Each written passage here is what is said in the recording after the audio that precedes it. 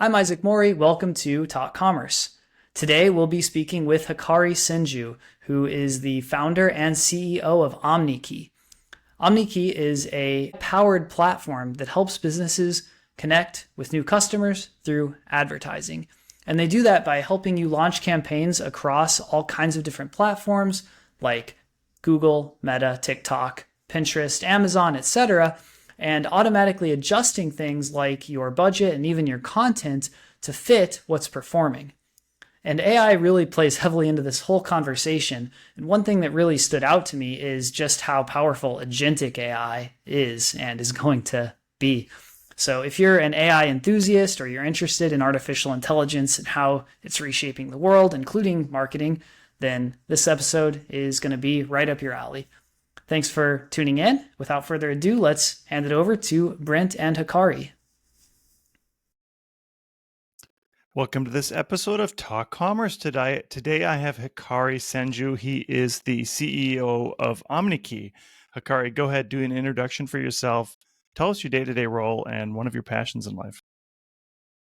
I'm the founder and CEO of Omneky. We generate personalized ads at scale. We are an AI agentic platform to help marketing teams harness the full power of AI to generate ads and launch them in an omni-channel way, ultimately to deliver a higher return on ad spend for your marketing team.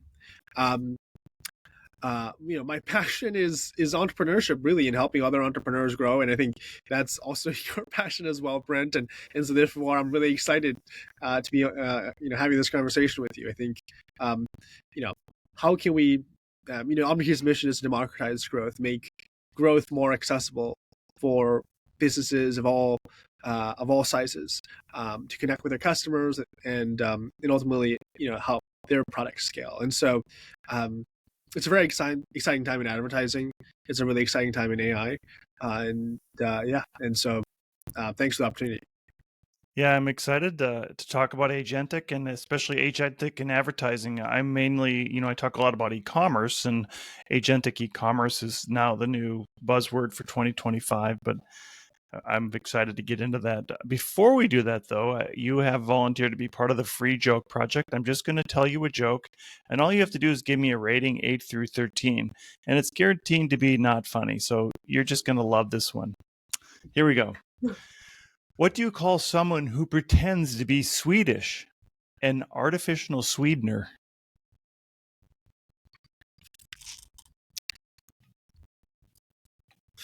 I think it's a gosh. 8. All right. Yeah. So I like that I set expectations well there, and we hit it. Good. All right. So for our listeners who are not familiar with agentic, which I don't think there should be anybody that isn't, but tell us a little bit about what agentic means in terms of what you're doing in advertising. Let's start there. Well, I think what's really exciting about the agentic opportunity in advertising is that we're turning advertising from a cost center into a business sales driver. Now with attribution and with autonomous agentic marketing, you can have an AI generate ads, deliver the ads to the right person at the right time in a personalized way, and then actually measure the sales and the results driven by that ad. In a positive return on ad spend way. So you can say for every dollar I spend on ad, it delivers me $2 in sales. And you can now do this due to attribution, improvements in attribution analytics, and due to the scale possibilities with Gen AI and agentic AI. And that's really exciting because that actually increases the size of advertising. More people can now advertise profitably because of improvements in attribution and decreasing costs of generating and advertising and running these campaigns. And that's exciting for everyone because now, if you have a product, you don't need to hire an expensive agency. You don't need to fuel the massive sales team. You can have these small AI agents, AI agent bots in some ways going out and generating content and delivering that content and bringing in customers for you much more cheaply.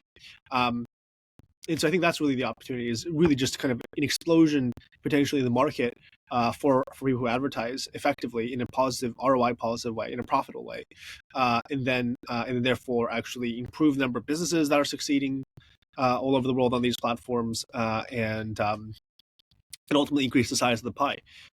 Capitalism is about growth, and the more vibrant, the more vibrant economy of products and services out there is, generally it's, increase the size of the pie for everyone, increases consumer experiences in all various ways. And so I think that's really that, what this technology is enabling.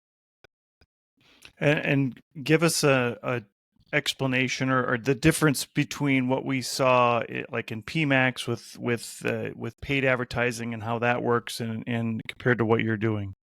Sure. So PMAX is really just for one platform, right, which is Google. And what we deliver is omni-channel. You can think of us almost as omni-channel PMAX. So we integrate with Meta, Google, TikTok, LinkedIn, Reddit, Snapchat, Pinterest, Trade Desk, Amazon. You have all these various retail media networks from Walmart, Target. You have mobile advertising platforms, and so really there's more platforms than ever for advertisers to choose from to market. And I think traditionally it was just too much work to learn every platform, to set up attribution for every platform, to create content. Every platform requires its own unique form of content.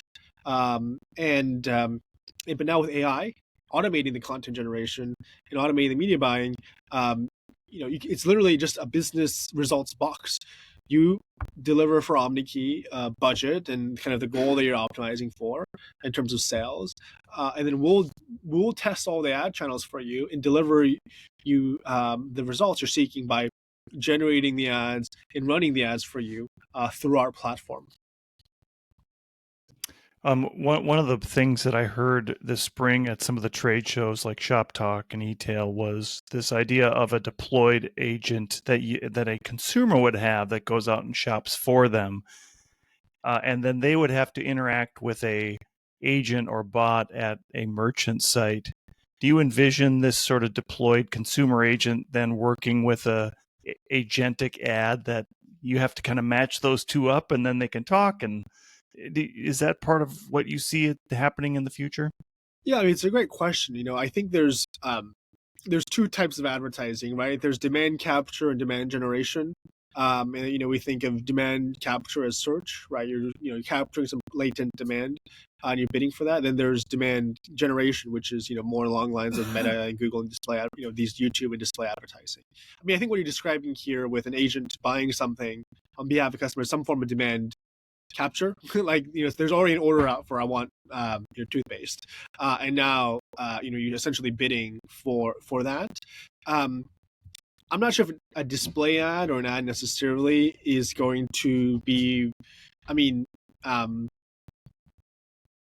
think there's going to that market's quickly going to develop efficiencies regarding probably just directly paying those agents, to kind of prefer your product over others, and presumably you can buy ads on those agentic platforms directly. Be like, hey, when a consumer asks for toothpaste, recommend the Crest toothpaste, something like this. So there's that. I think the realm that we're going into in the advertising spend that we focus on is the demand generation. So most people don't know they need, like most ads you see are about novel products and offerings that will make your life much better, but you didn't even know it existed, right? And I think that is a very important part of marketing and advertising, and like the global economy that is maybe even understated, I think, enough. The world is about growth. Capitalism is about growth. And the only way you get growth is by bringing to market new products and services that make people's lives better. And the only way you really learn about these new products and services is through advertising, predominantly. I mean, there's some level of word of mouth, but word of mouth isn't repeatable and scalable enough. And so ads have this main function of bringing to market, informing consumers of new novel products and services that can make their lives better, whether those are potentially drugs, those could be new apps, those could be new types of products. And so I don't think that market's going to disappear. I think that market's, if anything, going to increase as more people realize that they can advertise much more efficiently in an ROI positive way through platforms like us. And that's really the area I think when it comes to display advertising we focus on is that demand gen. demand generation. And I think potentially that demand generation advertising market is much larger than the demand capture market, just because, demand capture is, you already have some latent demand, but that's a fixed kind of, there's a ceiling to that. While demand generation is infinite. I mean, you can always, generate new demand for novel services as long as people keep innovating new products and bringing new products out to market.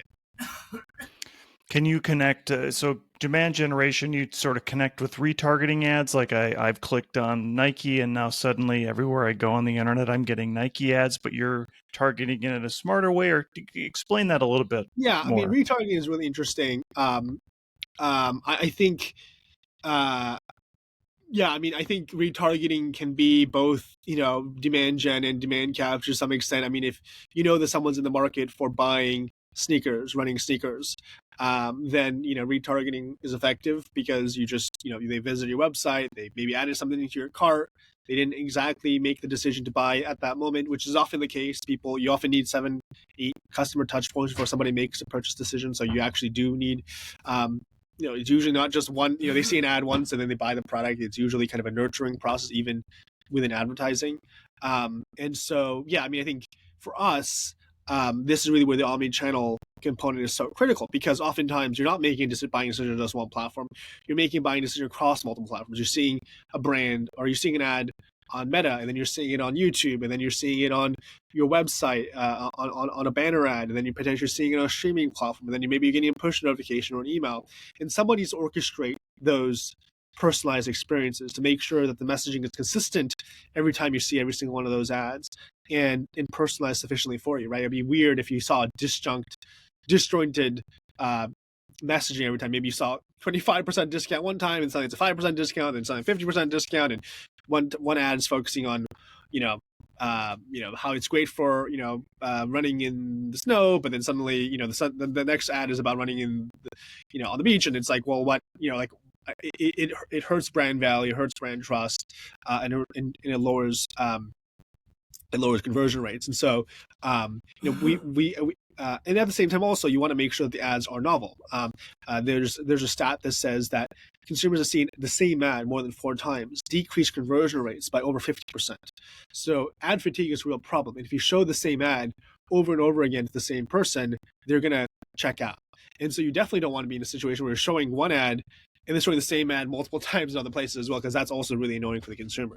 And so, again, that's really where the omni-channel orchestration is so key. And that's really where we play a key role in terms of making sure that those each one of those interactions is novel, enriching, and personalized, and ultimately delivers results for the brand. I know that earlier you talked about a lot of different platforms that people have the choice for, but at some point you also have to have some scale and you have to have some budget. Do you recommend branching out and starting with one and going to others as your budget increases? Talk a little bit about how somebody can be effective in this with multiple platforms where you're delivering to. Well, I think the traditional, and this is, I think, coming, into like definitely the 2010s, and maybe even going to the 2020s, early 2020s, is you start with Google search, you capture the demand there. So you just, you bid for all the keywords where someone's actively searching for your product or kind of the pain point that your product is solving. And that has the highest conversion rates because someone's actively searching for it. You can pay the most for it because it quickly converts into revenue, hopefully converts into revenue generating moment for you. So you pay $5 for, a search ad result. They click on the ad, they buy a $20 shoe, right? That's now a 4x ROI on that ad spend. And so that usually that was the first step.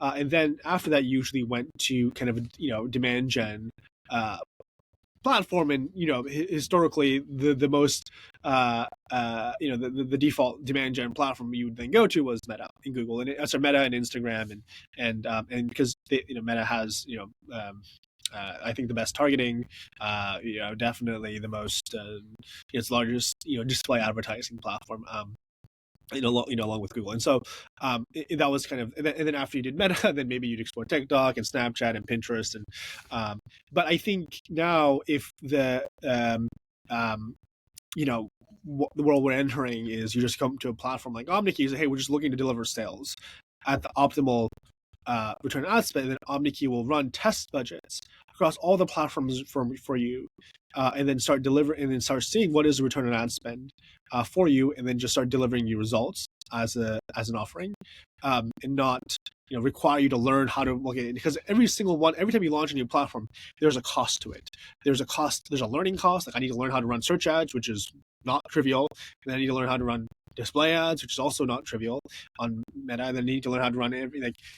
That has a humongous learning curve. Plus you have to create content for each of these platforms, which is unique. Like certain types of content perform well on Meta that don't perform on, say, TikTok or Snapchat. Then you need to create distinct content for these other platforms. And so the cost of launching a new platform historically was very high. But if you're automating that media buying, and if you're automating the media generation, then you can quickly, more quickly test a new platform sooner, and then maybe you actually realize that one of these other platforms is where most of your audience resides, and you can actually scale ads there sooner. And so that's, I think, the world that we're entering. Yeah. Wow. Okay. So it sounds like it sounds like what I hear you saying is that we're more concerned with where we're going to deliver to up front and then figure out the budget. And does your platform kind of help figure out where the best place is to deliver the ads for the budget you're giving it? Yeah, our AI delivers budget suggestions across platforms based on the return on ad spend. So if you're seeing most of the results being driven by a certain platform, we'll suggest shifting budget over to that platform. And so that's our platform suggests omni-channel budgets. What do you think this year is going to look like, and how do you think the ads are going to shape going into Black Friday? And people should be planning already, right, for this fall for their Black Friday, Cyber Monday season. Well, gosh, I mean, I think the volatility in terms of the general sentiment is so extreme; it's really hard to predict. Right now, I think it's generally people are feeling pretty good. As of May 15th, the tariffs and trade war situation seems to not be as bad, and therefore I think the market is, and it seems also the interest rates are going to go down. And so I think a combination of lower tariffs and lower rates means people are generally in somewhat of an exuberant mood. But again, this situation changes every week, so like who the heck knows? But what is undeniable is that AI is going to play a big role in advertising for this advertising season, and every year AI is going to play a bigger role in terms of online commerce. Hikari, we have a few minutes left, and as I close out the podcast, to give everybody a chance to do a shameless plug about anything they'd like, what would you like to plug today?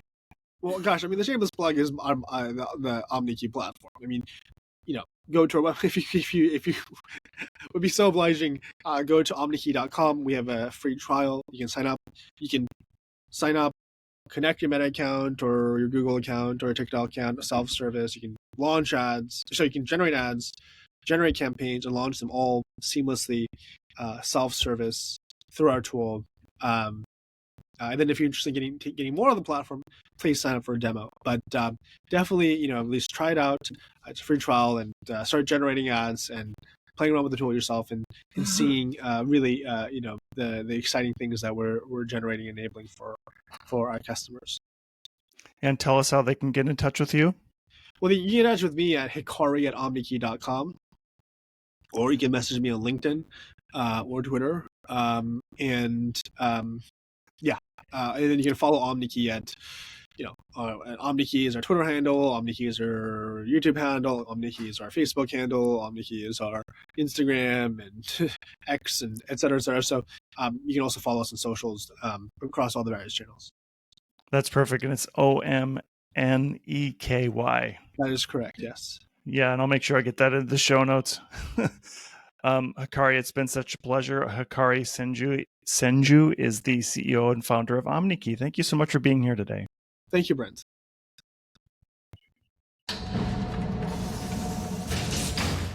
Talk Commerce is a production of Content Basis, LLC. For more creative content, go to contentbasis.io.